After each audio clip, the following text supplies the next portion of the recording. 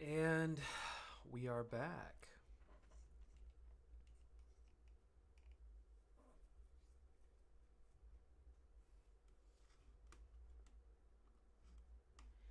Okay, so um, I want to salvage this stream. I should take a note that I need to remove those other streams. I never really get that stuff taken care of very well, but okay, Gray Fox could hear me, so that meant that we were really coming around. So anyway, yeah, so these streams in general, which go back to, gosh, I'm not even sure, 2021 maybe, or 2020, I might have started streaming.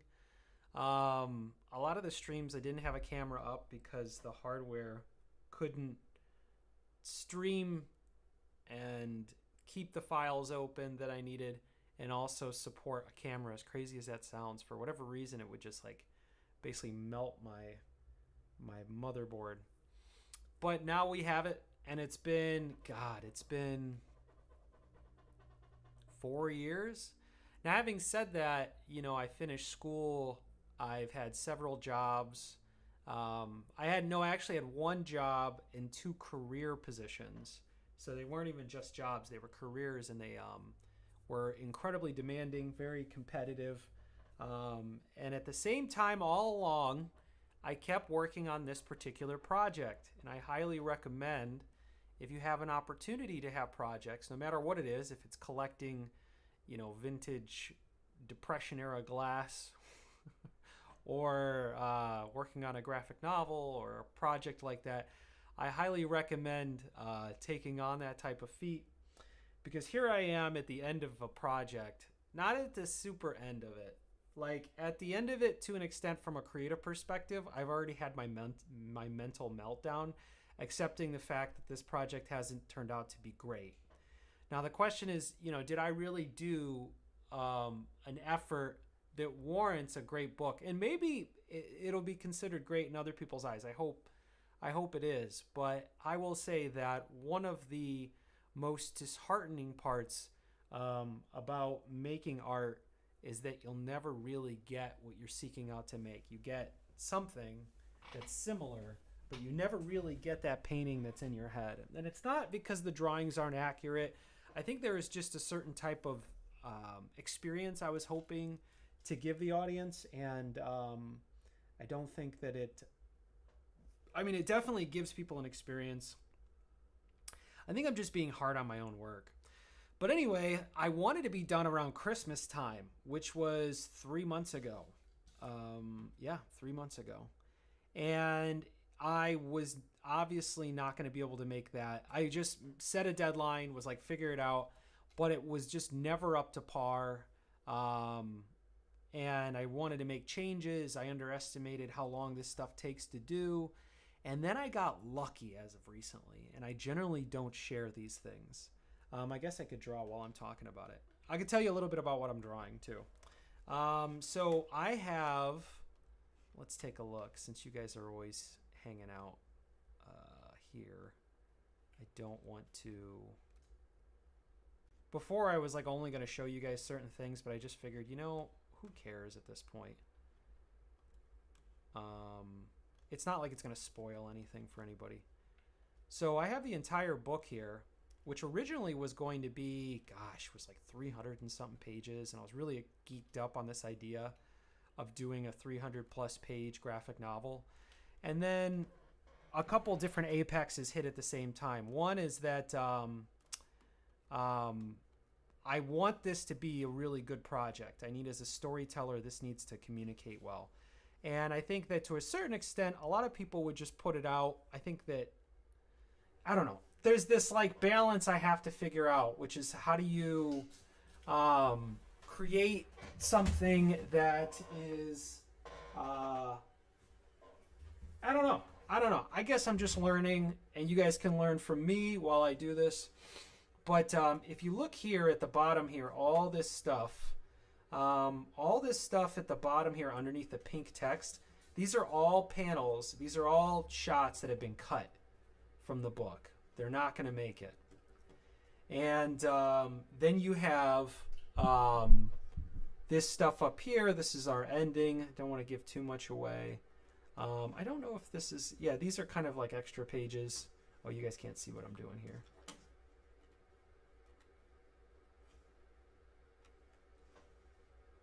Let me get on here so you guys see what's going on. Let's pick something besides pink. Let's go with... Looks like we basically use every color. We'll just use... Ooh, yeah, basically every color is used. I guess there's no red. All right, we'll use red. Try to avoid using red, but here we are.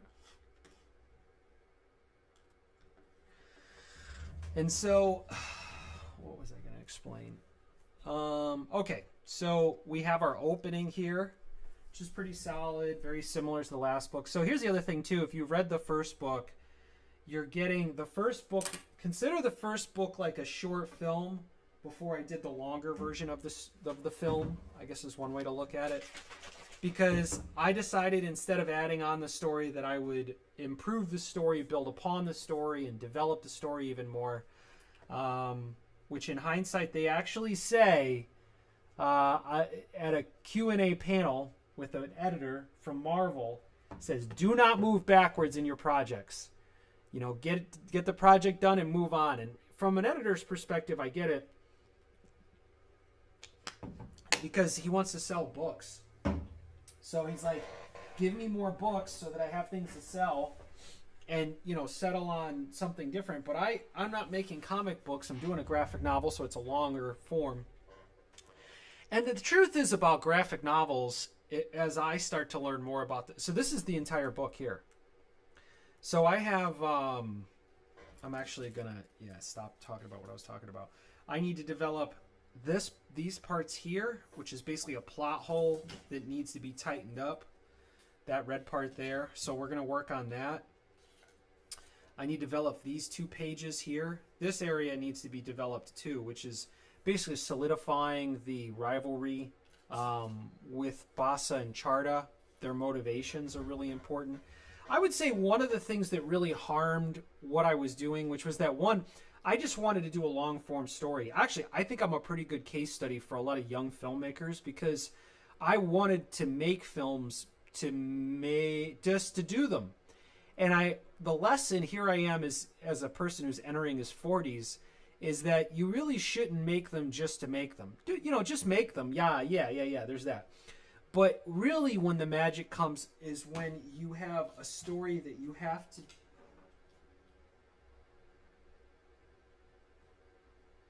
What? Sorry, hold on. I'm getting an email.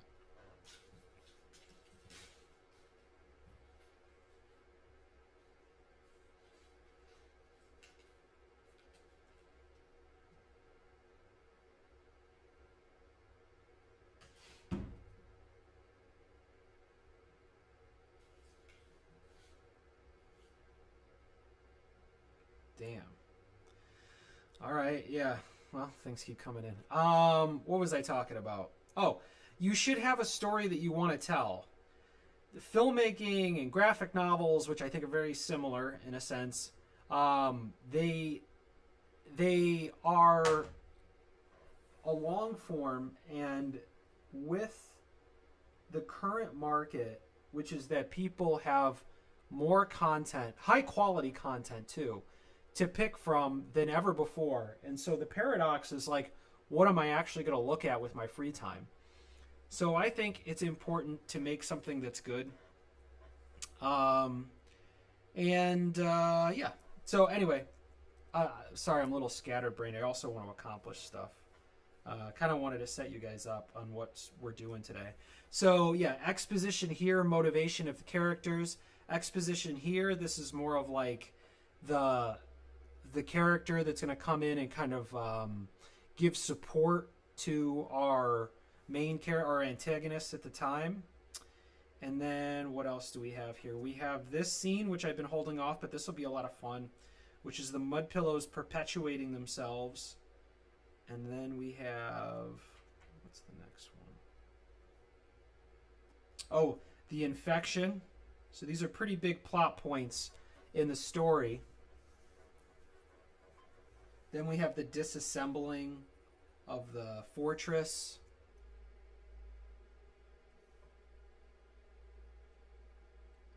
And then we have, oh yeah, and the rule of thirds. And then we have the crawl out ending. So that needs to be worked out too. So what we're going to do is either we're going to draw pages, mostly probably get them to layouts.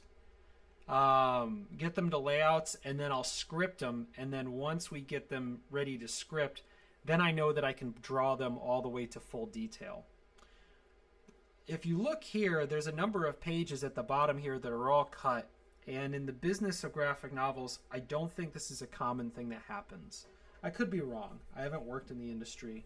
But I don't think that full pages get cut very often. I think it's bad business.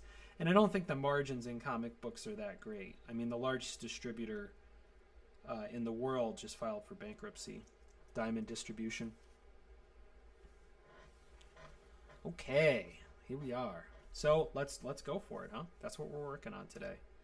So let's pull up the other one. Where's it at? Oh, pickups. Here we go. Okay.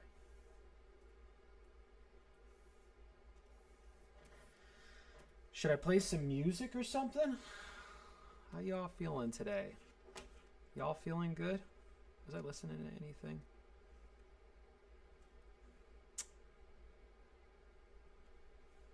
I guess we could play some music.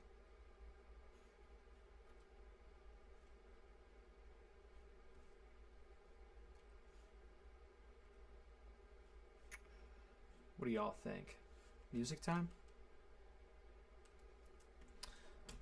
I'm gonna have to change some of my audio settings. Now you're just somebody that... I mean, if I put music on, they're gonna take it away. So, output.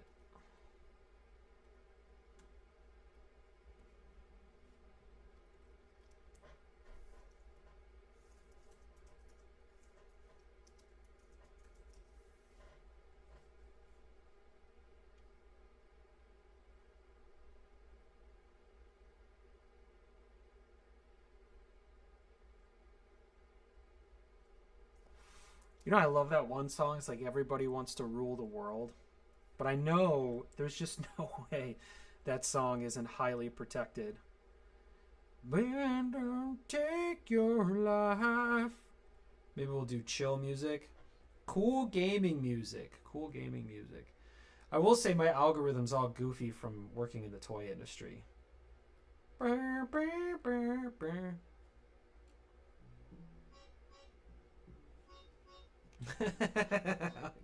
Alright, I definitely would consider this video game music. Chill vibes.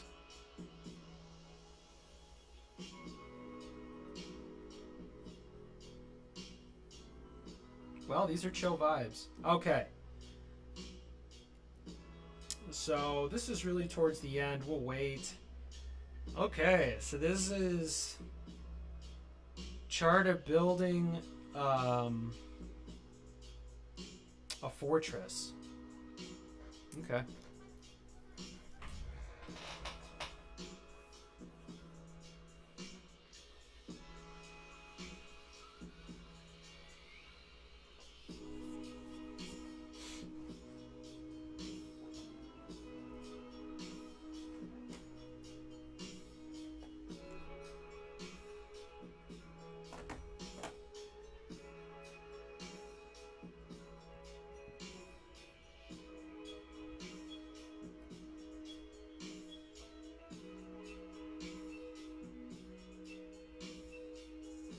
Oh, so this is a page of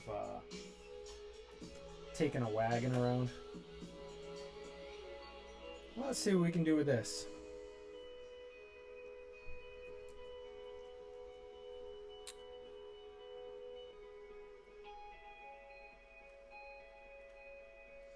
This has always been like a weird thing to do. A character chopping a tree down. I don't think it's really done that well if you look at really early animation, they try to do this a lot. And it actually looks kind of jerky.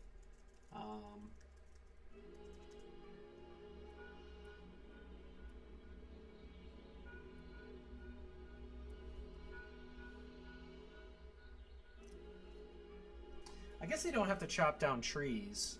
They could just chop wood.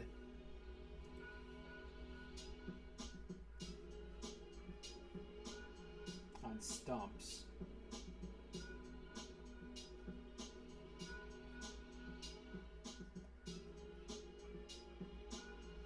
And they could be splitting logs.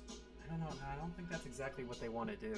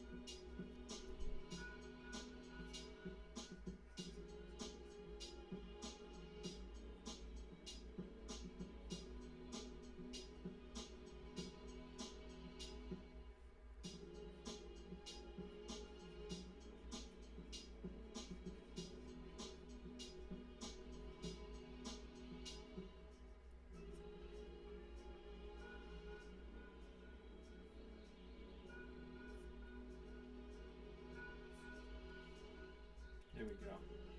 So be like that, and then we could probably put some of these guys in the background. They don't necessarily need to hang out right here.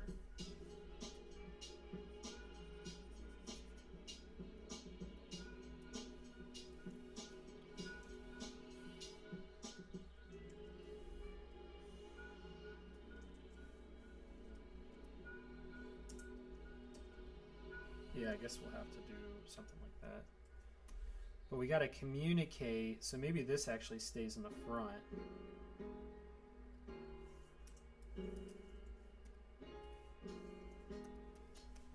Ow. All right, kitten. Everyone, welcome Charlie the kitten. Charlie, it's so sweet to see you here, Charlie Gill. I really couldn't be more excited than to see such a Charlie girl here. Okay, and then let's take this guy and put him in the background.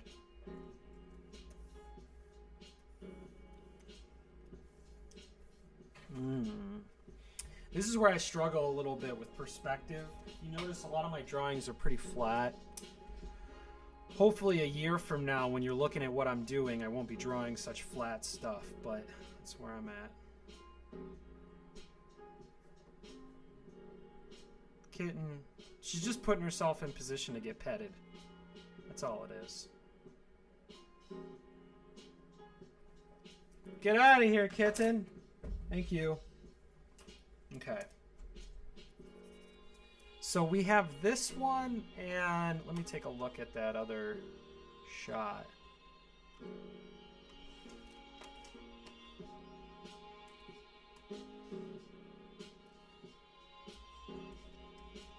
And those panels, let's bring those panels over here too, because there's actually a lot of work done for this that I hadn't paid attention to.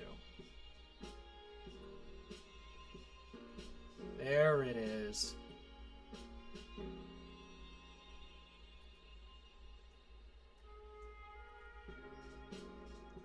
I think that's it for these. What? Can I not copy that? Oh. Happy to be back at it.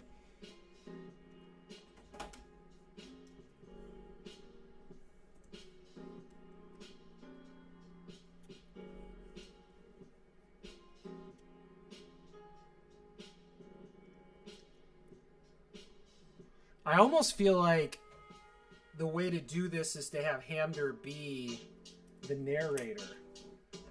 Let's see what Mark thinks about that. He's probably not up yet. We'll call him just in case. I'll text him. He might be sleeping.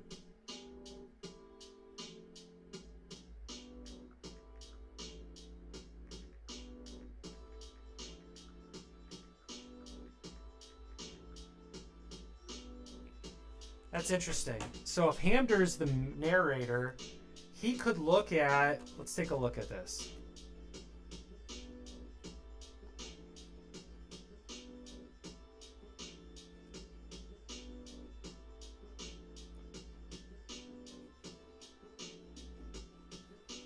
If Hamder's the narrator, it would be that he could observe these things from the background.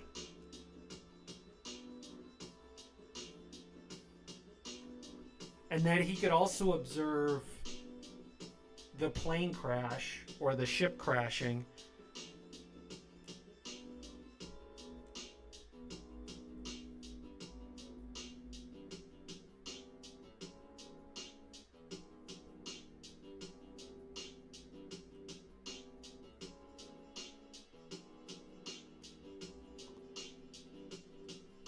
Or he could just kind of hang around.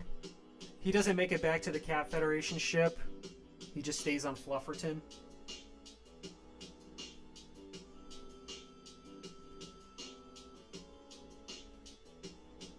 It's not a bad idea.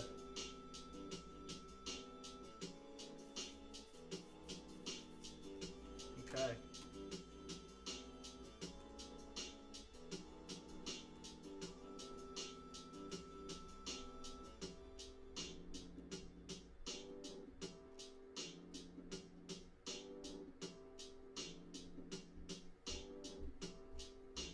My architectural drawings need to improve too. So let's do these panels, because these panels are going in no matter what.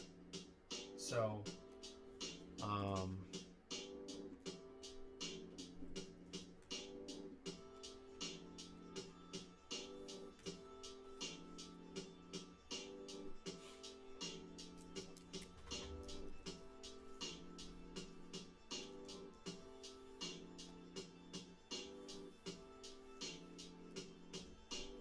my bad.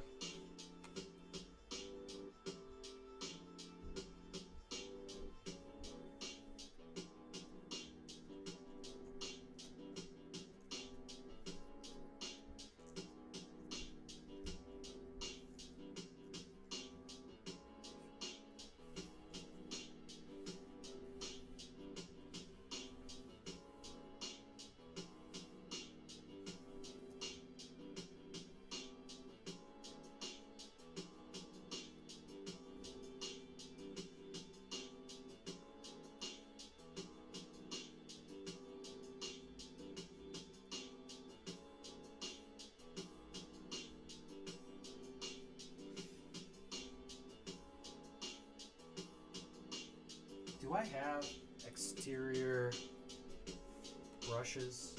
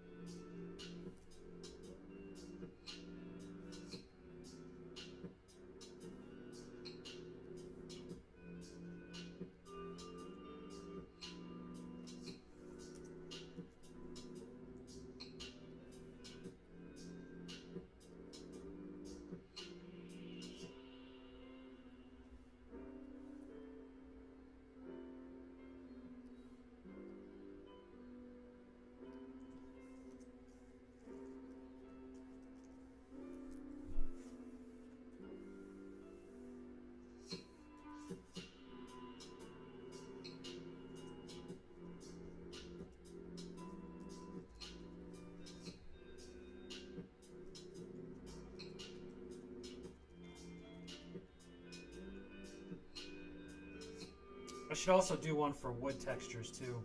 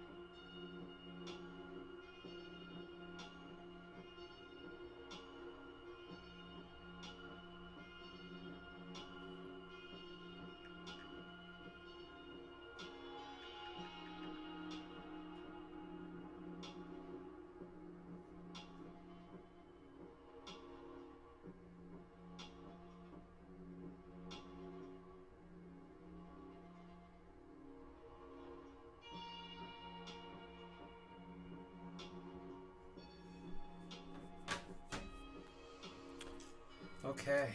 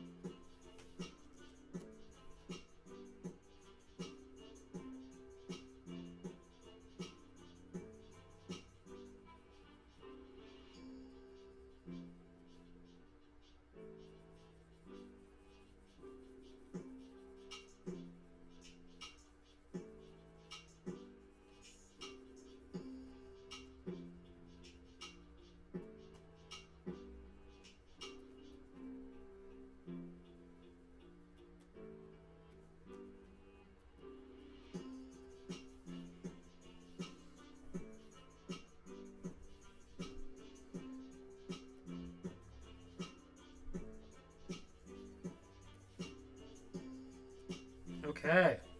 Save myself a lot of time doing it that way. Okay.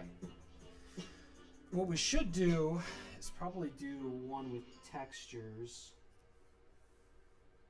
Wooden textures would probably be pretty good.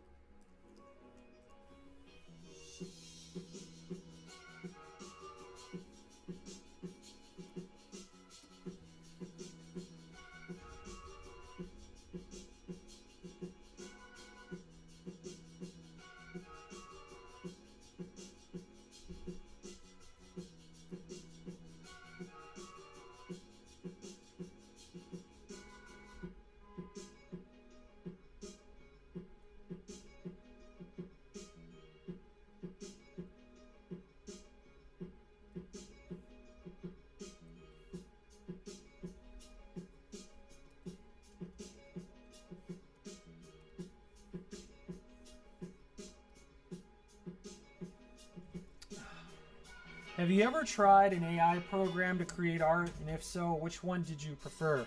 I never used AI to create. Well, I guess I've used Midjourney to create references for me, but to like create art and then like now I have the art, I've never done that. AI is like having like a really talented person on your team to help you with things. But it's still... So yeah, Midjourney does stuff. That's a pretty good one.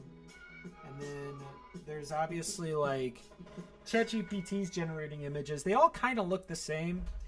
So, I mean, I don't know. It doesn't really generate art quite for me. I was really afraid that it was going to make me obsolete, but it doesn't really have that quite yet because it doesn't have a lot of purpose behind what it does, but it's very, very, very, very accurate. So ChatGPT's one does one, and then there's a number of programs, but Midjourney's fine. Midjourney does really good stuff. Figuring out how to communicate with it to get the better results is a new skill in the economy, so there's that. Figuring out how to write prompts.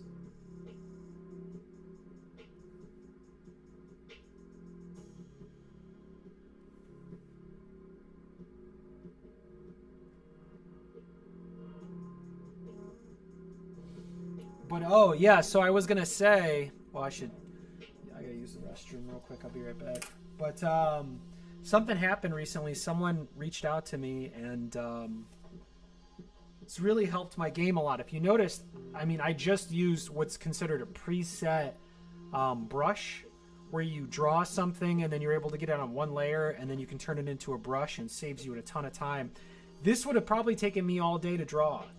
And having said that, I think that argument can be made that, you know, the integrity of the drawing would go up much higher if I drew everything myself. But then I would have less graphic novels out there, which is really where the goal is. And so I had a recent conversation with somebody who basically explained to me that, you know, I should really reset my priorities and how I approach this work so that I can end up with much better results. So yeah, when it comes to AI, I would say that before AI, if you wanted a reference, you would go to Google and then you'd have the same reference as everyone else, really. How many photographs are there of weather balloons, you know, or whatever, hot air balloons or something. And generally what people will do is, like, when they get to a certain level, depending on how you approach art, where your skill level is at, oftentimes it becomes kind of like an academic thing where it's like, okay, I'm going to pull these references in and I'm going to recognize that I'm drawing at this perspective. I'm going to do this lighting and maybe I'll practice a drawing. And that's not uncommon. I mean, you see the same thing with Michelangelo and Da Vinci. They had a lot of prepped out drawings. Oftentimes what they would do is they would actually draw a portrait of someone they liked. They would hold on to the drawing of the portrait, and then when they want to incorporate it into a painting, they would do that. They would take what they drew from the first time and then do it again, but in paints. So there's a lot of that. And really all that matters in the economy of it is creating something that someone can consume.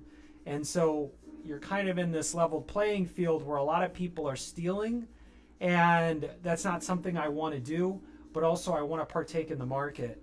So there needs to be some sort of compromise. So instead of stealing, what I'm doing is I'm building a package of work that's all mine, and then using that to build things on. And so what that does is it doesn't really skimp out on anyone. It stops me from doing this old school traditional kind of like 1700s up into the 1960s, all the way until before they had a graphic interface for computers. So I'd probably say the late 80s, early 90s, is when things changed. And basically what this fella did was he explained to me that my art really hasn't progressed past the 1960s, which is cool, but people are buying stuff from the 1960s because of its collectible value or its significance in history. I mean, I guess it's kind of the same thing. People aren't buying them because they're amazing. Having said that, there's some great work out there. Jack Kirby does incredible work, but his work is incredible because he built upon something. So it's incredible versus the 1940s. It's like trying to show Star Wars to kids today. I mean, it's kind of boring. It's kind of, it doesn't really do the same thing as it did to the kids who stepped in the theater and sat in the theater in 1977. That doesn't really exist because the consciousness of the consumer has changed. And so when this fella came and talked to me, which I'm going to keep him nameless, he's not super famous, but if you know animation and stuff like that, like he's somebody people know, and he's definitely more legit than I am. And he basically was saying, hey, you're not stealing, you're just using your drawings and you're regurgitating some. So if I keep building upon that, now here's the other thing too. I think this is the secret of the comic book industry. I think the comic book industry, I've been drawing on one layer. This is me learning on the way out as I finish this book. I drew everything from one layer. And what these guys are doing is they're doing a lot of depth, and some of the stuff isn't stuff they've generated. Some of it's stuff that they've generated, and some of it's art that they've drawn. Some of it's art that they've had other people whose names aren't going to be in there. Maybe they're really good at doing lightning, or they're really good at doing smoke or something like that. So they bring them in for that, but then they get an inking, maybe like an inking credit or something. I don't know. So basically he was sitting me down going, you're going to make your material better because it will be more consumable to more people if it's got more spectacle to it. And so he and I had a couple-hour conversation over some coffee, which was his invitation, and I didn't expect to stay longer than 10 minutes. I ended up staying for probably about 2.5 hours listening to him because I was like, I wasn't buying what he was saying, but I did feel like I needed to hear it. And after listening to him, I was convinced that he was right. And then I needed to change my approach. Gave me a lot of confidence for a project that was behind by a couple months and wasn't sure how to reorganize it. And I was able to reorganize it in a way that we could have a new deadline. And that's where I'm at now, which is building things up and realizing that dealing with the production itself was slowing it down because the real product is the story, and that's what I need to give to people.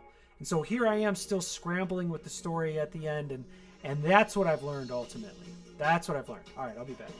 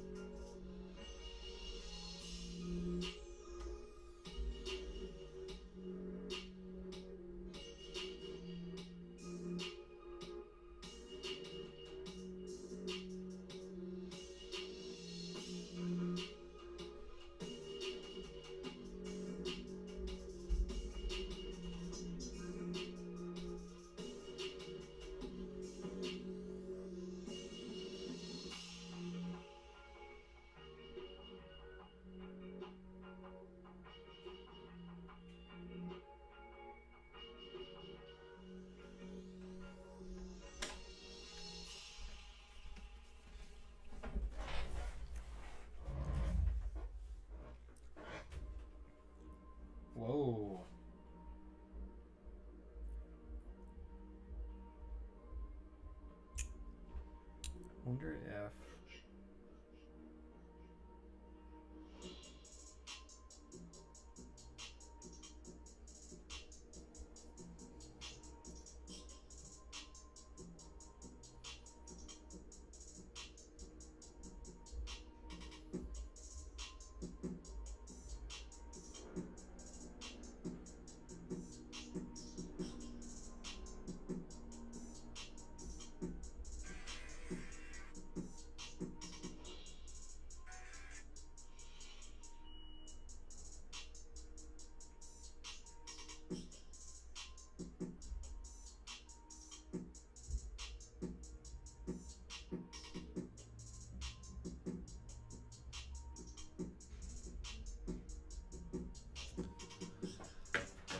Okay.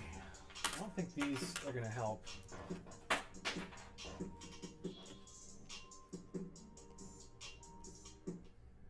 Man, I'm glad I asked what I asked. Learned a little bit more about you. Um, yeah. Uh,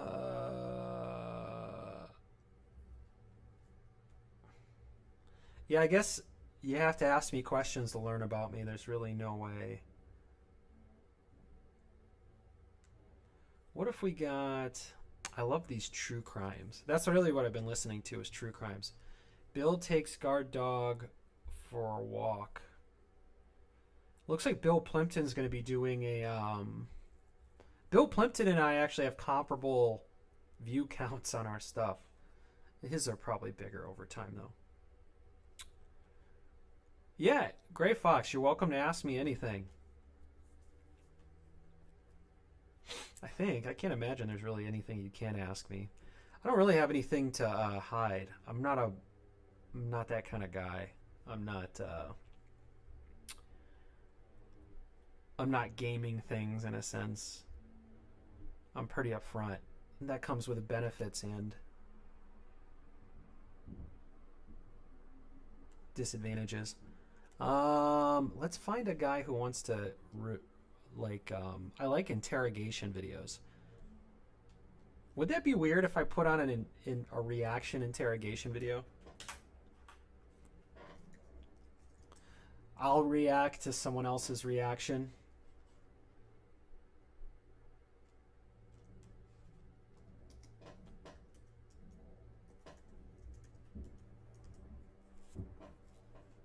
If it gets annoying, I could just put it in my ear.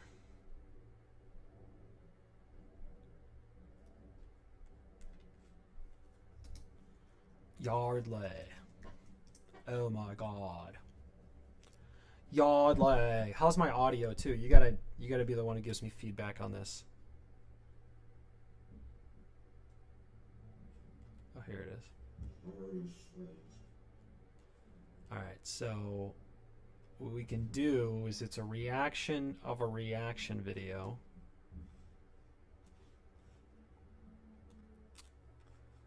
Now, how do we...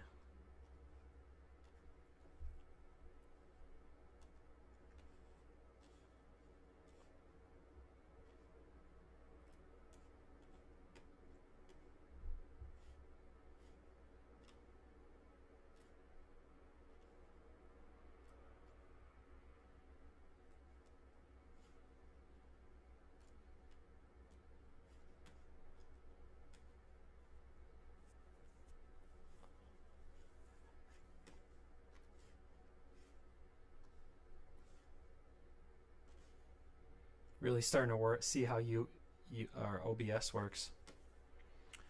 Yeah, we might be able to do this.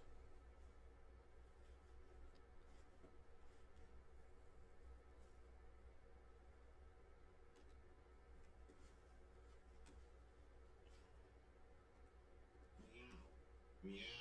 Oh my god! Welcome back. Good to see you guys. Let's watch some Crime Time. In case you guys aren't aware, my name is Steve. I went to college and I have a degree in criminology and criminal justice. Okay. We tend to watch true crime. One of the people we love to watch is JCS, and he uploaded a new video the other day. Trigger warning, but I'm sure you're all aware that this is actually true crime, so whatever has occurred in this video, one, I don't know the context of, I haven't seen it, because we're watching it together, and two, it's obviously based off of true crimes, so it could be sensitive subjects. It's crime time!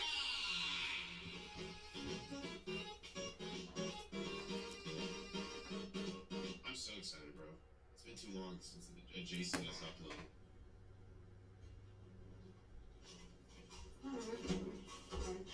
25 gifted subs, thank you. It's okay. So this is the story of... I don't remember. It'll explain itself.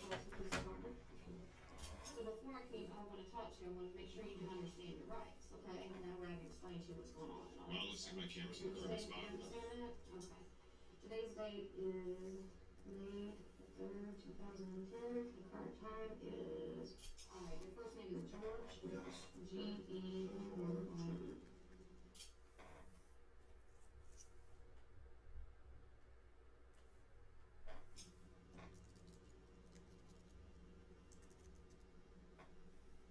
What is happening? I did it.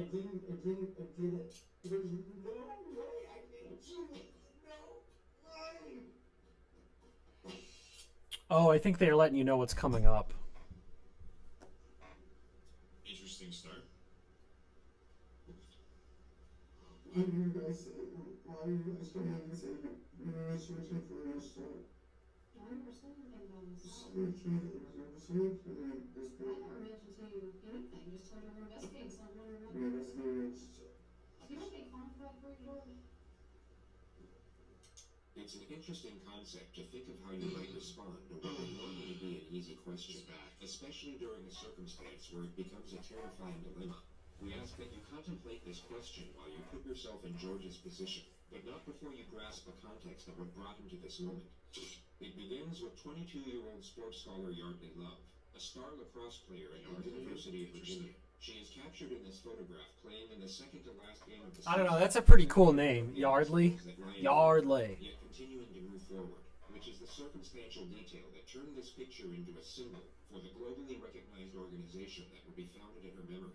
This would be the last photograph taken that day, capturing Yardley's last embrace with her head coach Julie Myers. Both were unaware this exact moment would soon be on the national front pages.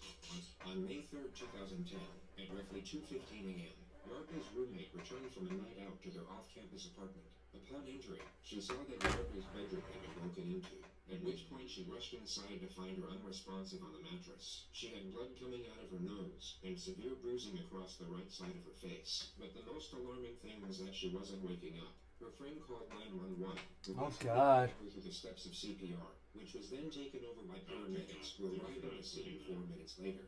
But their attempts at revival were unsuccessful, and Yardley was pronounced dead at exactly 2:47 a.m. At 2:53 that same morning, criminal investigator Lisa Reeves woke up to a phone call from the sheriff's office. By 2:59, she had arrived at Yardley's apartment leading the investigation, and by 3:50, confirmed that she had her first person of interest, which was 22-year-old George Hughley V, Yardley's ex-boyfriend. And the next several hours were spent gathering information. The fifth? The fifth? Wow. Listen, man, this is not some proven research, so I don't want to, like, pretend like this is, like, super factual, like, this is proven, whatever. But there is a weird amount of people who commit murder with a number in their name. It's a bit strange. It's a bit strange. I'm not saying it's a guarantee. Obviously not. It's not really a proven thing. There's a weird amount of it. I don't know why. It's not like there's a proven research, but like I have seen plenty of cases and studied plenty of people who are like the second or the third. You know what I mean? The fifth is crazy. I think I went to school with the fifth. He was a nice guy though. I mean, I think he's doing well. He was a really sweet guy. Obviously, it's not a proven fact, but like, there's a weird amount of them. Anyway, before she knocked at his front door, she found out that George was a fifth-generation heir to a very wealthy American family whose roots lay in lumber dating back to the 1900s. He was educated at Landon. Gee, I wonder why. What did he do to get all that money? Bethesda, Maryland, with annual tuition fees of up to $50,000.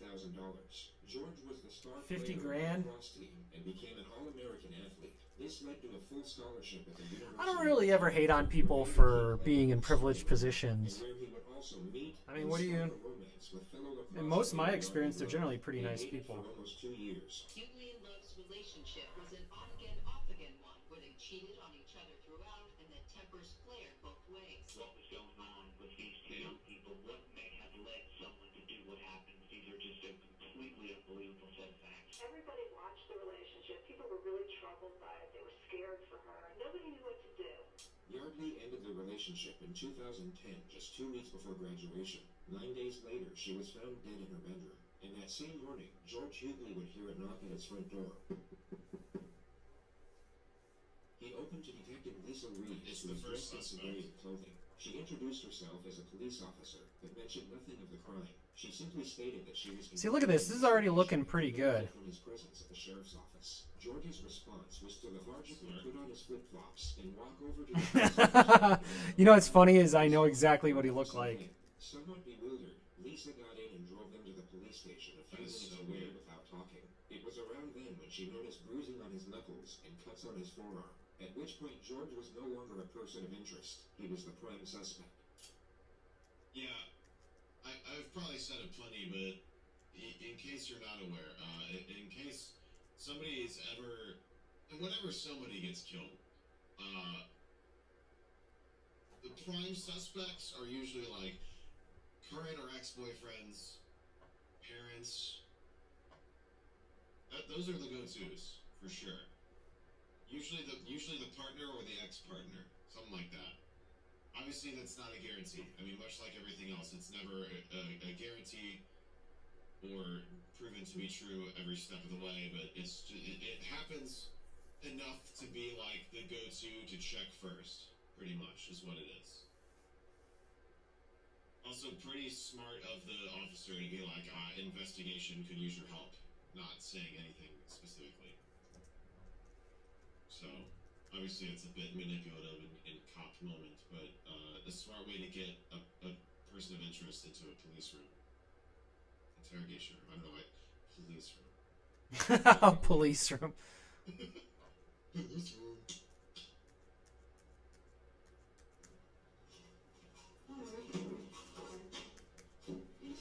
I'm such a good streamer that I'll watch another streamer to fill in the time as I stream. Today's date is May 3rd, 2010. The current time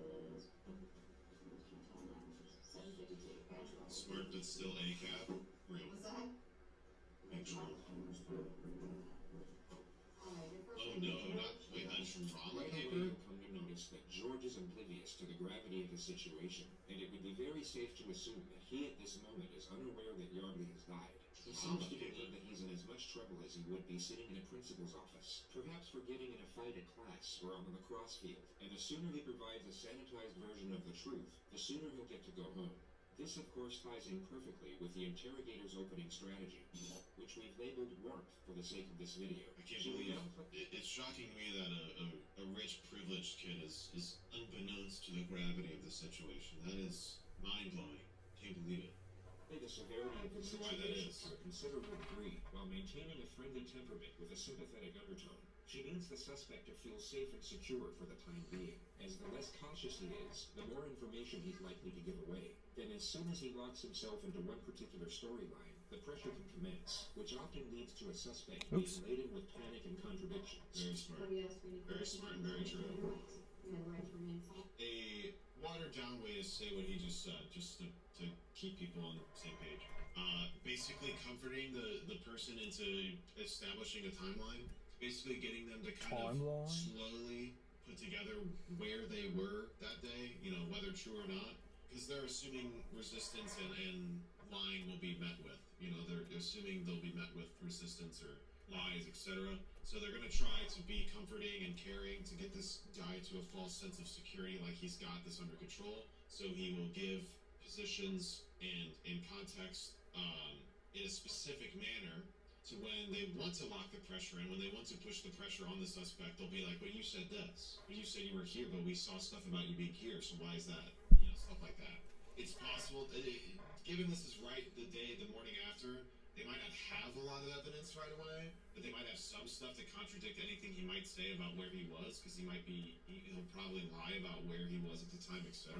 So it's basically a way of committing more pressure onto him besides just pressing him about the crime because he's the easiest suspect they have. But I guarantee you at some point they're going to lock him into this timeline, and then she's going to start bringing up stuff about like his bruises and the cuts he has, and like he'll say something like, I got it from random activity that's probably going to make no sense, or it's going to be like I went hunting or lacrosse, whatever. He's probably going to say from lacrosse, but it's going to be like, they're going to use basically anything he says from the comforting timeline that he's going to give. Sorry, I'm closing out stuff. From the comforting timeline he's going to give them by like laying it easy on him at the time, they're going to basically take whatever he says to essentially pressure him more to get him to break. It's pretty smart. But once again, this is why you don't talk to the police.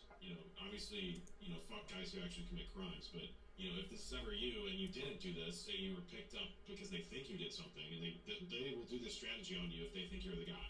It doesn't matter whether you're guilty or not. If they think so, they'll pull out these strats. Could the police make up evidence? Forgot that's legal.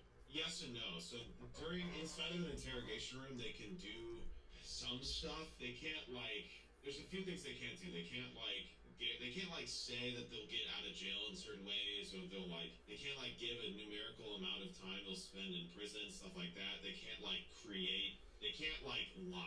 It's hard.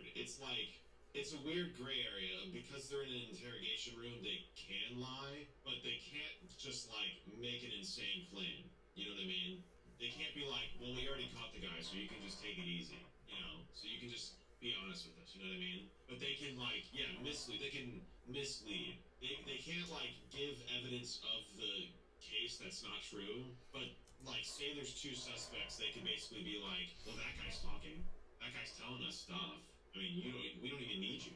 We don't need you. You might as well talk, but we don't need you because that guy's talking. We have everything we need from him. So you don't have to do anything.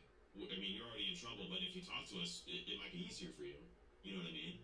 We could tell the judge that it could be easier for you because, I mean, we already got everything we need, but if you cooperate with us, it would make our job easier and it would make your time easier. We could tell the judge that, the judge could know that you were cooperative during the case and then you could have some less time. They can do that, yeah. Whether they actually can do that, they can't, by the way. Quite literally, the judge doesn't give a shit what the police say. The judge sentences somebody based off of their presence in court, the crime committed, the amount of crimes they've committed prior, and their amount of remorse within the court and within the crime itself, and how they carry themselves within the court trial, etc. Obviously, there's standards to hypothetically and realistically, that's what they're supposed to do. But unfortunately, human bias is within everybody. So, judges typically sentence minority races to longer years in prison because the criminal justice system is literally built to punish minority races for no reason other than racism, because that's what it was built off of. So, I'm saying it more in a what it's meant to be standard, not what it actually is. Summary: police can sort of lie. It's hard. They can't just make shit up, but they can manipulate how they say things to make it seem like they're saying certain things when they're not, and they can basically say, well, it was to solve a crime, so I'm good. It's weird. Yeah, they can just not be truthful, is the way to put it, for sure. Anything you say can be used against you in court. You have the right to talk to a lawyer before questioning and have one present during questioning. If you cannot afford a lawyer, one will be provided for you. And if you're willing to talk to us now, you have the right to stop talking any time. George has two options here. Option one is to remain silent, then allow his father to get him the most expensive attorneys in the country. He would then have years to examine the evidence, evaluate the many options available, and then construct the most self-preserving storyline with world-renowned experts in criminal defense before they present it to a jury. Unfortunately for George, he takes option two. But before he does, rewatch the flawlessly reassuring manner in which he's given the final piece of the Miranda warning. And if you're willing to talk to us now, you have the right to stop talking any time. Got it? Yep. Awesome. So your signature there, that you understand your rights, and you're willing to talk to? It's crazy. It's crazy that this kid has everything going for him in terms of a criminal defense, and he doesn't know any better. He is so ignorant to the system at hand because he's been so privileged to not need to know that he gets put into. Well, I feel like you could say the same thing about situation someone who maybe doesn't not know anything maybe about it. personally, but It's just can't even ignorance is save ignorance. himself. Can't He's basically saying that he's ignorant because of the privilege of being able to be ignorant. So then if you're poor and you're ignorant, then what is that? You know what I'm saying? So ignorance is just ignorance. I don't think you can necessarily attach it to the circumstances. He's a college kid who's on a lacrosse scholarship, you know? even save himself when he has the financial means to have like given it a lot of time. You can pay a lot of money to have a lawyer basically filibuster your case until you're ready. He has no excuse. I mean, obviously he committed a crime. Fuck this guy, but he has no excuse to have like gotten obviously what I'm going to assume absolutely dunked on in this interrogation. So. Your time now is 7:53. All right. Just kind of start. I'm going to kind of ask you some questions, and then Mike's going to explain things a little later. What about your day yesterday? Played golf with my parents. It was a father son. Father son. Good with that. I went to dinner with my dad, my two buddies, and then went home. Killed my Went to ex. the bar for I mean, a to little the bar. while. Then I went over to talk to Norman, and Oh. Who was arguing? Norman is my friend girlfriend. That's this whole thing about. Well, that's stupid as fuck. But George has now initiated the investigative subject matter himself. It's the perfect opening scenario for the interrogator because she's given nothing away, making it more likely for him to reveal details that will contradict the evidence. when I went over to talk to Norman, I like was like Norman, and she was like,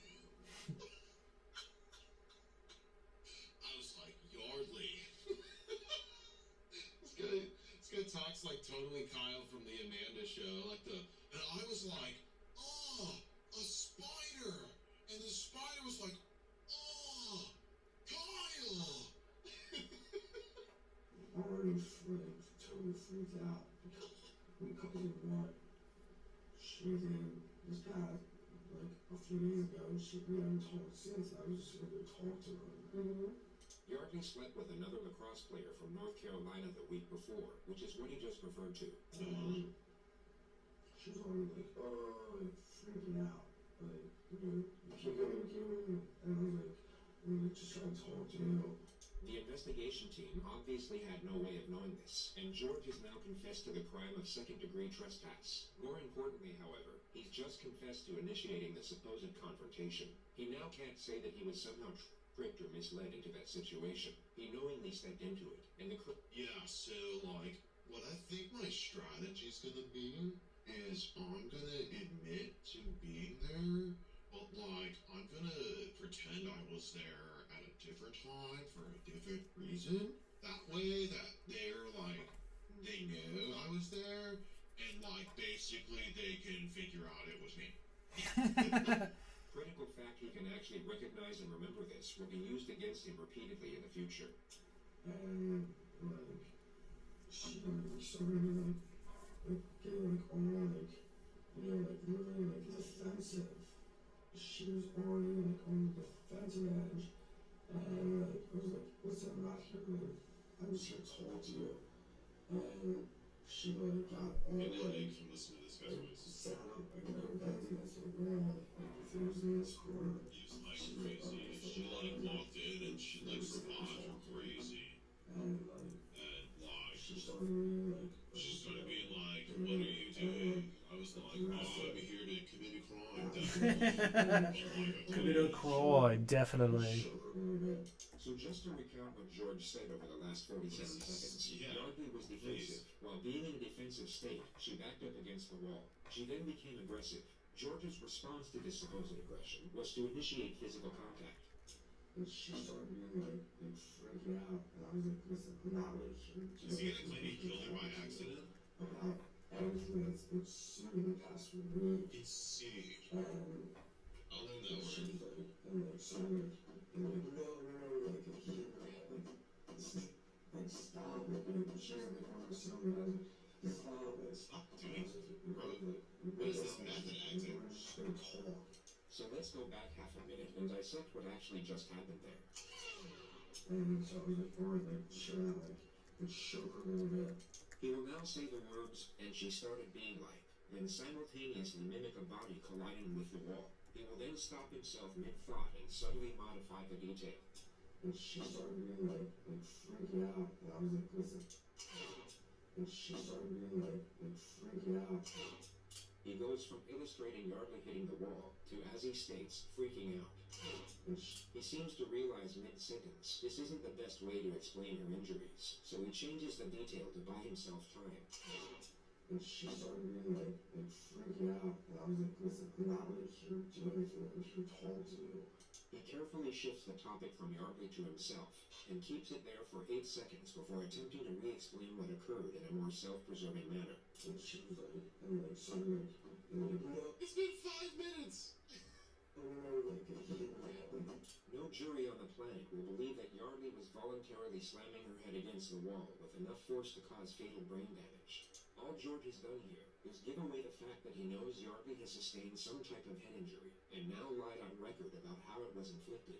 I was like, what the hell? Like, we're just gonna talk. Is he going to try to say she somehow bashed her head, killing herself in front of him? Surely not. Surely he's not about to say this, right? There's no way that somebody is this fucking stupid, right? And like, it was not at all like a good conversation because that's like she was already like freaking out. Just even seeing me. Just even seeing me there. What happened next? She's like, okay. You. Hold on, let me take a drink. Okay, I've taken a drink. Let's get out. It was like, wow, when she was seeing me, and I was like, I had to grab her and I shook her. I was like, stop. Like, They was smacking those lips. Talk about this, like, I mean, I was like, on hold the bar and stuff, but like, I never struck her. I never like hit her like in the face or anything. I was just like, we were talking. She was so like, It's the biggest rat kid voice like, ever. you know, like a fish out of water. Like, it was so like all this, and I was like, listen, like, I'm not here to like fight with you or like do anything. God, it's like, almost like she was terrified of something. and like, and she's like, no, get away from me, it's me, like all this stuff. I was like, alright, like, fine, like, but like, I want to talk to you after all this. Oh, there's another guy. And like, I was I think I was there. really consistent because of the situation, you know, my former girlfriend, so what happened was, He definitely meant the word flailing, yeah. to me, you know, and I was like, alright, like, well, so we were talking and everything, and I mean, I somehow ended up, somehow I was resting on her on the floor, and I was just like, stop, that's just me, and I was holding her.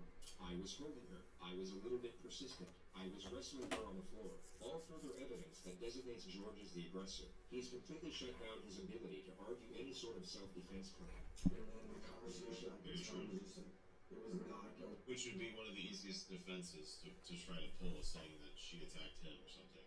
Because the only thing that would really go against it is obviously logic, but like Obviously logic. like showing that like Yardley's wounds would be defensive and or like his would, stuff like that. Oh my god, this guy's an idiot. Right, and nothing was happening, and she like went back to bed, and I left. We went back home. You're free to Phase go. one is now complete. The suspect has unknowingly Oh, launched himself genius. into a storyline that Yeah. will put him away for a very long time. The risk of him shutting down or requesting a lawyer is no longer Really? a primary concern. I told you. So the interrogator will now increase the pressure. She will confront him on certain elements that she pretended to overlook before. And the ideal scenario is to cause just enough panic so that he backpedals on previous statements and contradicts himself. Alright, so you I told you they would do this. And if you remember earlier, even the investigator was like, "Who's Yardley?" Literally just asked who she was as if she had no idea. They know what they're doing. It's easy stuff.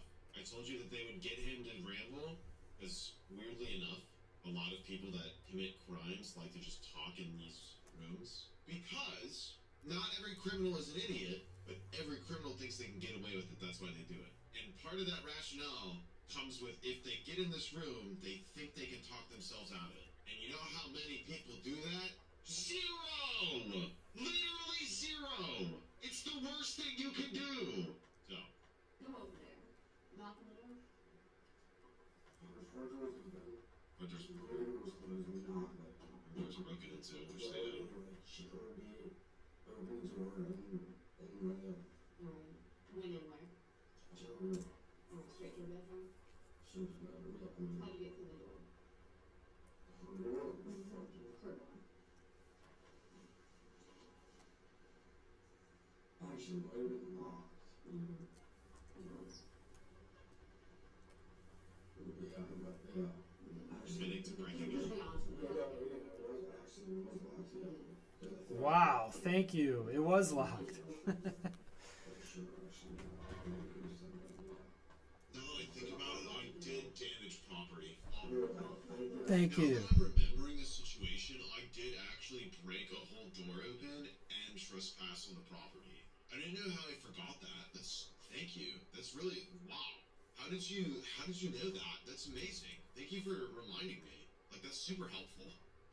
Yeah, once I was, Daddy the fourth is gonna be mad. Daddy four, help me, Daddy! Have your money at the police now!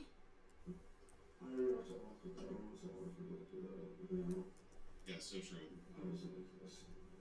Being told last week was outrageous. Like, this will talk to you. What you pulled last week was outrageous. The whole, like, breaking up with me and then having sex with somebody else, I've gotta say, is pretty outrageous. The way you, like, broke up with me and then, like, was trying to move on, because, like, obviously from what I can glean from this video, I'm a piece of shit. So, like, it's He didn't say ridiculous, that. outrageous even. A very unusual time to interrupt a suspect in such a contentious manner. He was giving away self-incriminating information that could be used to establish a motive. He was doing exactly what the lead investigator wanted. But Detective Ed has now stopped him in his tracks. It's a reckless maneuver at this point in the interrogation, which Detective Reeves is no doubt conveying at this moment through nonverbal communication. She now has to let the suspect respond as to not undermine their position. Yeah, probably. I could see him doing that if he was saying irrelevant information, but what he's saying is kind of relevant. Probably because they wouldn't know about what happened a week ago until right now, or until later. Because I'm assuming either he's going to tell them, or whoever she slept with is going to tell them, or somehow one of her friends knows, etc. So, yeah. Because I'm not talking to her. Detective Reeves will now bring his guard back down through a reassuring tone and gently guide his train of thought back to his grievances with the victim. She pulls this off in 3 questions. Continue on. Just continue on. So you're talking to her, she doesn't want to talk to you. Super fun. When she talked, though, and like, there was parts when we were talking, and then, like, You know what you're talking about? about so many different things. Okay. Like what? What she did last week, Mm-hmm. like, went to Carolina. She went to Carolina, hooked up with so many women, we were still trying to figure out things. And I was over there, like, to talk, like, I was like, this is outrageous. Because I was trying to make everything better, and then, like, you know, she was very offensive because she knew, like, how upset I was, because I told her, like, like, Through emails? like, about what she did. And so I was like, I sounded like when I was like, listen, like, I want to talk to you, like, What are you sending sappy letters through your fucking college email? What the fuck? Babe, this is outrageous. How could you try to leave me and move on? Because I'm probably really fucked in the head, obviously. And, like, go and try and move on from, like, a different, like, how did you do that? Like, why would you do that? That's outrageous. I'm trying to fix this relationship that's clearly a problem because, like, not only am I a piece of shit, but, like, clearly it's not working out because of, like, what information has been given. So, like, this is outrageous. Please reply. This is Gregory, by the way. George, I don't remember his name. Greg H at hotmail.com. What the fuck? Emails? Emails? Like, what is this? An early 2000 dating app? Well, when was this? When did this case happen?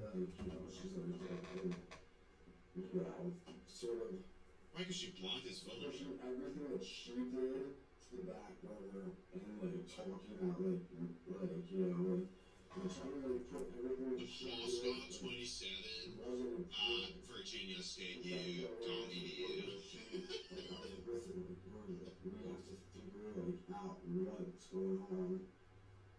And she's like, I'm not talking, and she like pushed me like, get out of here, like go. And I was like, no, like I was like, we have to talk, like get like. You're doing that? What are you holding on? Or On the arms that leg up here? We have to talk. Come on, like, you know, and she, that's what she was like, big boy, like, get away, and like, you know, like, hide, get in the corner, like, really, like. And she started bashing her soul in. It was like outrageous. She was back in bed, and I was done, left, and this is not gonna end well. How'd she get back in bed? We were like wrestling, and we stood up, and I tossed her, I pushed her on the bed, I was like, go to bed, and I was home to me. Did you touch her neck area at all? Did you choke her at one point? I may have grabbed her a little bit by the neck when we were like, but I never like. Oh my god, bro. This is a fucking idiot. Holy shit. Yeah, like my fingers may have gotten near her esophagus, and like when she was like wiggling and shit, like when she was being outrageous and wiggling, I may have like tightened my fingers around her neck. He's literally confessing. This is insane. You know, like I might have grabbed her neck, but I never was like strangling her. More detail that was unknown to the investigation. The fact that he grabbed her neck can now be used as evidence. It paints a more frightening picture of the incident with relation to the suspect's aggression toward the victim. This was an extremely damaging revelation for George's defense. The discussion moves to the moment he left, and George admits that he took Yardy's laptop. Oh wow. You know, I was so pissed that she wouldn't talk to me. I was like, I don't know. I like took it almost as a collateral, I guess. Collateral? Not reasonable logic, but Not at all. I don't know. Did you take anything else besides the laptop? Nothing? No. Alright. So when you left out of there, I mean, you saw that she was bleeding on her nose. She's now about to ask a question with the same implication for a second time. Notice what occurred the first time. Did you go back and check on her at any point? No, I did not.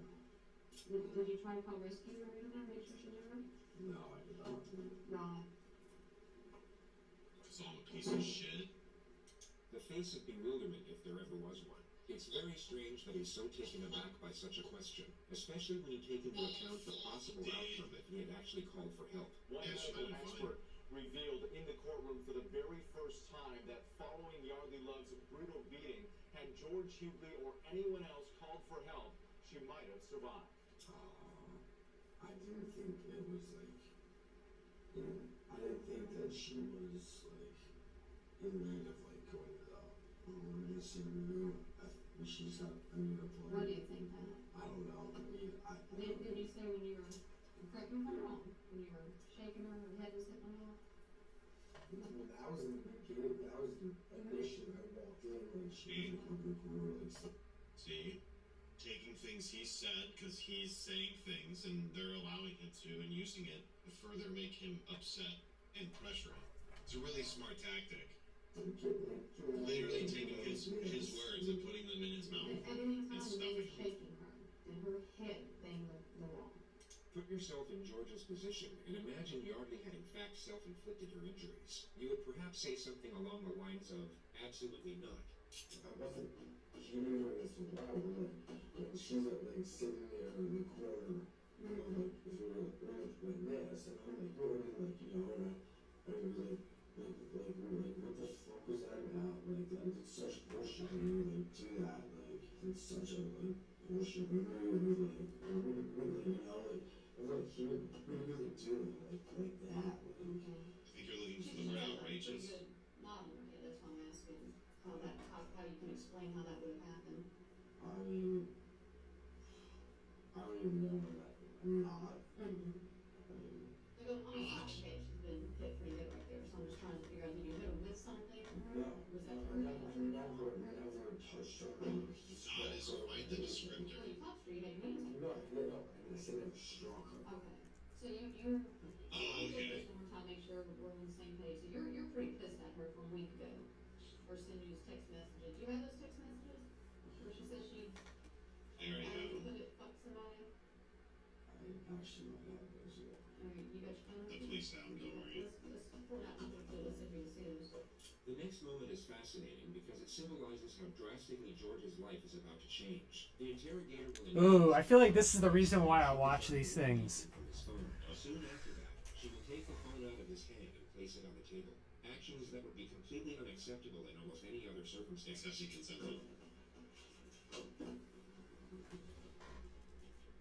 Except he quite literally consented. Just now by just allowing it. They were like, I guess what you call like ongoing conversation, ongoing like it's a message and it's gone. Alright, let's talk about how you entered.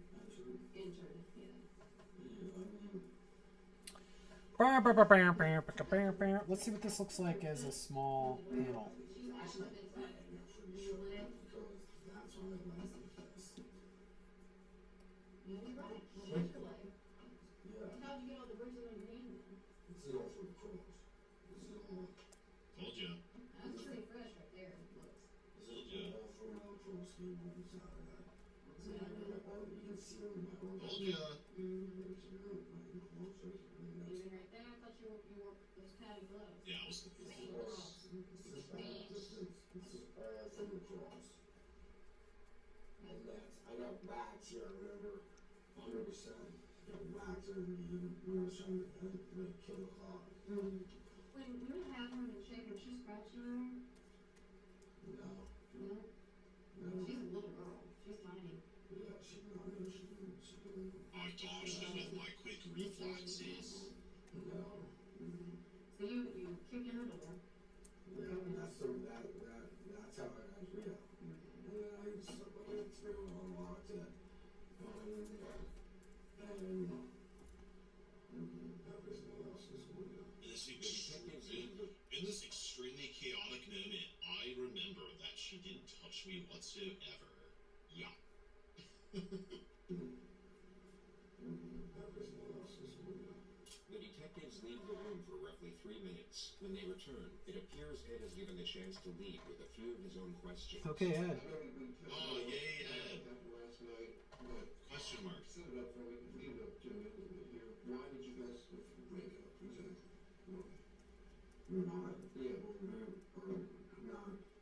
not from the same area. Right. And I'm going. She wants me to New York. I'm not exactly sure what I'm doing yet, but I'd like to go to San Francisco. Why'd you take the computer? I don't know. Maybe because there's evidence on the computer, emails that you sent. No, there's not. I mean, you can find it. You can read all the emails and everything back and forth. We're Detective just Ed now back, asks not George really to help forward. Yardley down on the bed. He's trying to subtly set the grounds for an argument of smothering, which isn't a terrible idea, but would be disproven by the autopsy regardless. Probably. No. Did you fall down on top of her? You know, wrestling her? Wrestling on the ground for like a little bit. Wrestling on the bed at all? No, I never like this. No, like. Yeah, so I mean, like, just kind of hold her down until she calmed down a little bit. No, if anything, I mean, if anything, I would have been like on the floor, like, her nose bleeding, like wrestling around. then after the news started moving. Was it pretty noisy when you were listening over there? No, it Was was. she screaming? No, she was not screaming, actually. Like, if I'm cracking my head in the wall, I'm going to be saying, oh, Yeah, that's ridiculous. How could you say that? I mean, she was not screaming. She should have been. Probably. I mean, maybe. She should have been. Probably. I mean, maybe. I don't know. I mean, was she screaming? She should have been? Yeah, I was wondering why you didn't pick up on that. Wow, man. I'm baffled by this guy. At any point, before you said you, and this was your words, you said you tossed her on the bed, and then you left. Yeah. Alright, at any point before that, did she lose consciousness? No. Okay. What happened after you tossed her on the bed? Did she move? Talk about, say something? I literally tossed her down and turned and Tossed her on the ground, tossed her on the bed? I walked out the door. Okay. So when you tossed her back on the bed, in your mind, she was bleeding? Did she was bleeding out of the nose, and you didn't feel like you needed to come rescue her? No. After that, after banging her head and She, shaking her, and blood coming out of her nose on the floor? No. There's nothing about it. There's nothing about it going to get anything. I don't know much of the computer. George rambles about why there was no reason for taking a laptop for another 20 seconds, during which time Detective Reeves decides that enough information has been attained. Phase 2 is now complete, and the fate of Yardley is about to be revealed. These moments in interrogations are considered important for the purpose of gauging a suspect's response. It's believed that a sharp and sudden revelation can make it difficult to fabricate emotion. So in theory, this will cause a suspect to provide either a genuine response or a relatively obvious disingenuous response, which often comes in the pretense of shock or remorse. Very true. Not really something that that is like used for court or like proven guilt, stuff like that. But seeing the reaction of a suspect in a court or in an interrogation room on the actual crime itself being accused towards them, or like the reveal of somebody being dead, etc. That sort of reveal, like you said, can be important. Not because it's like easy to like a slam dunk for court, but like it can be like they can have a better idea of like how involved a person is based off of their lack of response or intensity of response, stuff like that. That's where my logic was out for that, which is. Well, I have to say something. I don't know how you can do. In the midst of what would have been a flawlessly executed moment, Detective Ed jumps back into the laptop mystery. The suspect has essentially confessed to murder. This really wasn't the time for regurgitated conjecture over a petty theft misdemeanor, which Ed was clearly being. I don't think I know what conjecture is. Nonverbal communication. She's dead.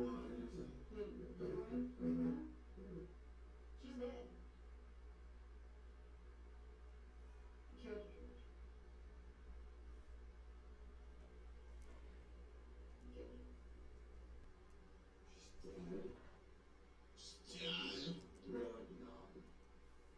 This fucking server kid ass. George is being truthful here, and we believe the interrogator feels the same way in this moment. Oh, damn it. She's dead. How the fuck was she dead? Because you killed her, George. How the fuck was she dead? Because you killed her. George appears to be going through a delayed response. It's so foreign a revelation that it's yet to sink in. Once the shock settles, he refuses to accept it, and this denial appears to be a momentary coping mechanism before the reality of the situation truly hits him, which will happen in this time in the footage. Interesting. Sounds like you might not have known he actually killed her. I mean, I guess based off of that news report saying that she would have basically lived that had somebody called for help, I'm assuming he actually didn't think she was dead or thought she'd be fine, which just shows you how much of a pampered prick he is, considering he's probably never seen or dealt with a major injury in his life. Probably a fucking broken toe from his lacrosse ass playing. But Quit hating on lacrosse so much. She's dead. She's dead. She's dead. How? I already told you how. You already told us how. How was she dead? You just told us. Oh my god.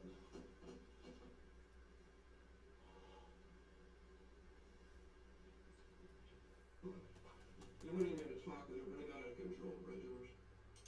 Detectives will now add further pressure to keep him talking. Suspects will often divulge information in these moments in a panic attempt to save themselves, and in doing so can shut down a more credible storyline they haven't thought up yet. And you know what? This would all be conjecture had he not explained everything already. He literally put himself at the crime. He put himself at the scene. He gave them motive. He was literally there. He explained he was there, and they got into an altercation and what his motive is. They don't even have to conjecture here. They're just basically using what he said. Does this mean the lawyers will try to get manslaughter since he didn't have an intention of murder? That depends on whatever text exchanges and emails say. If there's any threat close to death, they could probably get first degree. But yeah, I would assume if the prosecution goes for first degree, the defense, they're going to go for second degree minimum. But I assume that his defense will probably go for manslaughter of the first, just because of how idiotic he is in this interrogation, basically putting himself at the scene and giving motive and means everything. So yeah, he'll probably do that. The alcohol got a hold of you. You can't get her door. She started to fight with you. You punched her in the head, or you cracked her head. You cracked her head in the window or in the wall. She is. I ain't BSing you right now. It's serious. I want to see her. George, look at me. George, She is dead. you were not here to dance with us. You're here because she's dead. The alcohol. I don't believe it. It's true. I didn't. I don't believe that she's dead. I don't believe that she's dead. Did you punch her? Did you hit her? There's no way she's dead. She's not dead. I never did anything. I did not Let's calm down. I did not like hurt her like she's not dead. Just out of protocol, we could use it. Relax. Tell me she's not dead. Tell me she's not dead. Please. Please tell me she's not dead. Relax. Please. Will you tell me she's not He dead? sounds like a TikTok fuckboy. 22-year-old. 22. I was trying to figure out how he what exactly it is, the accent. It's a TikTok fuckboy. I feel like this was before TikTok, though. I do not believe it. Do not Like the guys who post weird TikToks with like their shirts off, being like, you know, she doesn't like. There's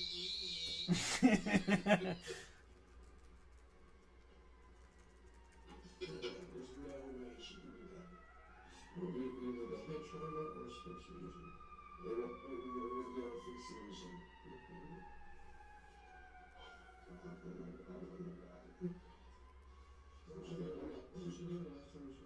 She was like, standing over me. She was standing over me. She was standing over me looking at me. She was standing over me. She was standing up looking at me. I know she's not dead. I know. 100,000,000%. She should not be dead. No.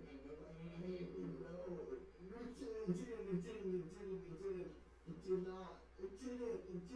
She's like, no, I can't wait for me. I was like a little bit persistent. Was she screaming? She should have been. I didn't kill her and bleed. I didn't just. Oh, I didn't kill her. I didn't kill her. Those are kind of clipped in a weird way to show that that was the conversation exactly.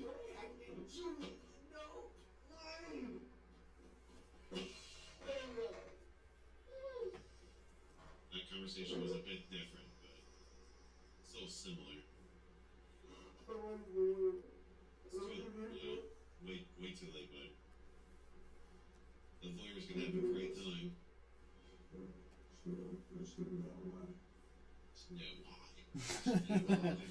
No, why? Just no why. Can I talk to someone? Anyone.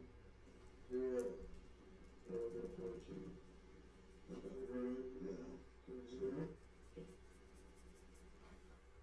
Alright, George, right now, I know no one wants to talk to us, that's fine, just let you know something. We're working on a search warrant right now.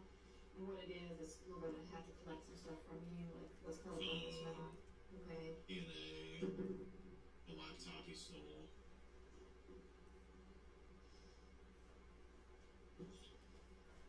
You guys say my room is coming and say you're searching for your soul. 100% everything about this. Spiritually, you're spiritually, this I never mentioned to you anything, just told you we're investigating something on the record. Do you want to be funny about Bridget? At the She's start trying to of this help video, them. you were asked to think of what you would do in this situation. Really try and imagine what would be going through your mind in this moment, as you might just gain a restorative outlook from both knowing the answer while not having to answer this particular question. But there is, of course, no possible way you would gain anything close to the newfound perspective George has acquired in this moment, Yeah. which unfortunately for him is no longer of use. Like that?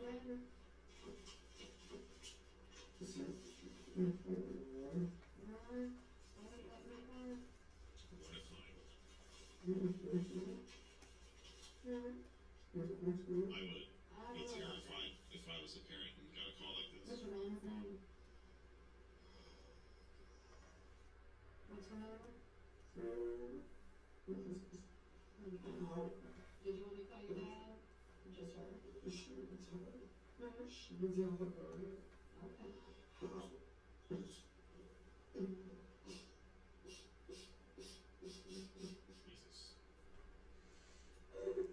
Inward sneezing like a dog.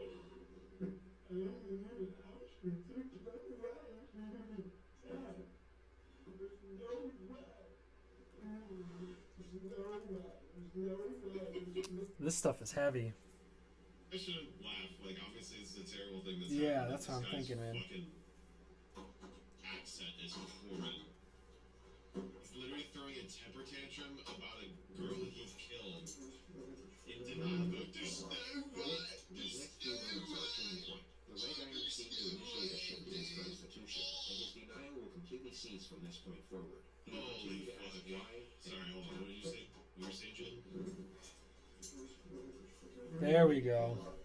So drop the opacity, and that'll give me what I want. In his constitution, and his denial will completely cease from this point forward. He will continue to ask why and how, but he will no longer reject the severity of what is happening. Interesting.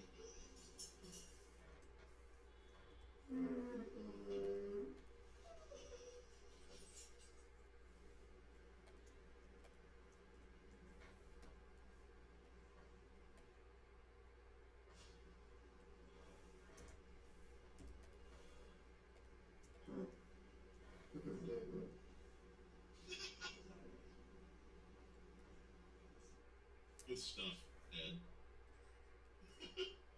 I like dizzy.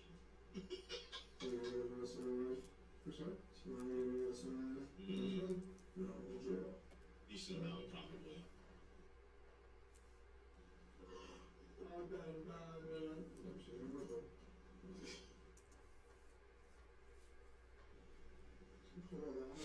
Ew, stop that. So flexing the grips, bud. When did his flip-flops get off?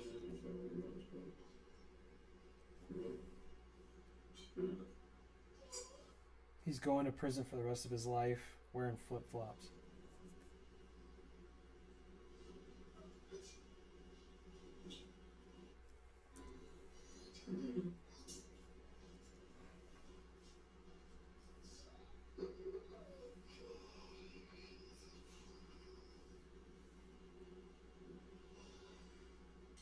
George was taken to the regional jail soon after this moment. He would go on to plead not guilty to murder and was held without bond for almost 2 years awaiting trial. It began on February 6, 2012. Testimony is now underway in That's the very murder close. trial of the former UVA lacrosse player accused of killing his ex-girlfriend. For the first time, we have video of Hughley as he was led into the courtroom. Contrary to his appearance in the days that followed his arrest for the murder of 22-year-old Yardley Love, he appeared pale, frail, and gaunt. The prosecution presented a case that Hughley went to Love's apartment that night, busted through her bedroom door, and in some way struck her, causing blunt force trauma, which led to her death. We've also learned that on that night, What a piece of George shit. Hughley was exchanging what were described as playful text messages with 3 other women. Those messages continued late into the night and even after the alleged attack. Throughout this trial, Hughley has sat expressionless, almost defense table. All Oh of that changed my today God. as this police interview was airing.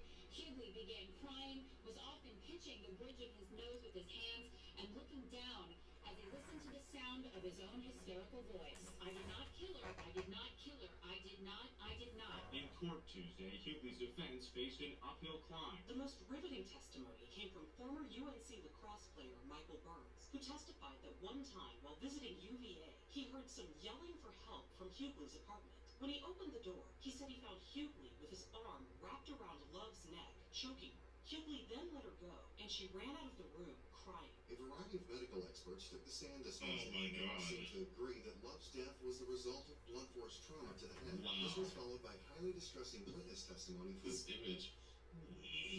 This is the brain. What a great drawing. Yardley's neighbors. The noise was so loud, this was such a violent death that they heard it downstairs, two separate witnesses, and it sounded like a stereo crashing to the ground. And it certainly didn't help that the jury knew that she was The alive neighbors heard for it. 2 hours before Oh. she died, indicating that it Yeah, sorry for giving you such grim material to hear me draw through, but got plenty of panels to do. I'm going to take a break, and I'll be back streaming very